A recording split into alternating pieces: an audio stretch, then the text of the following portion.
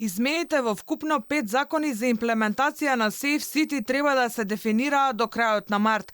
Потоа пробен период и веќе од 1 јануари идната година целосна примена на системот Безбеден град. Министерството за внатрешни работи ќе казнува и за погрешно паркирање на сообраќајни ленти, велосипедски патеки, тротоари и зелени површини со автомобили опремени со камери кои директно ќе бидат поврзани со системот.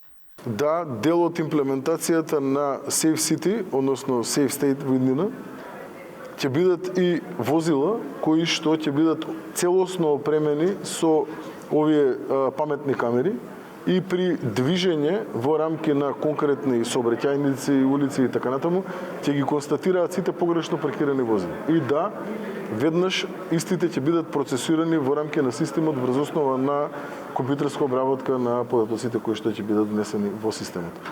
МВР од почетокот на годината започнале со собирање телефонски броеви и имейл адреси на возачите при самото регистрирање на автомобилите. Ке има и пробен период од неколку месеци пред да почне функционирањето на Safe City, кога граѓаните прво ќе добиваат пораки со предупредување, пред целосно системот да се стави во функција, вели министерот Тошковски.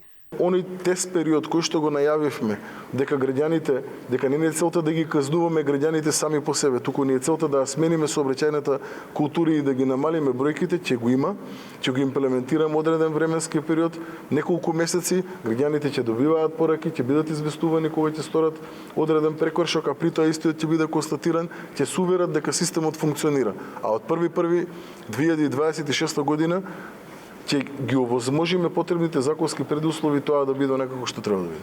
Проектот Безбеден град, кој е во план да биде имплементиран на цела територија на Македонија, е поддржан од UNDP.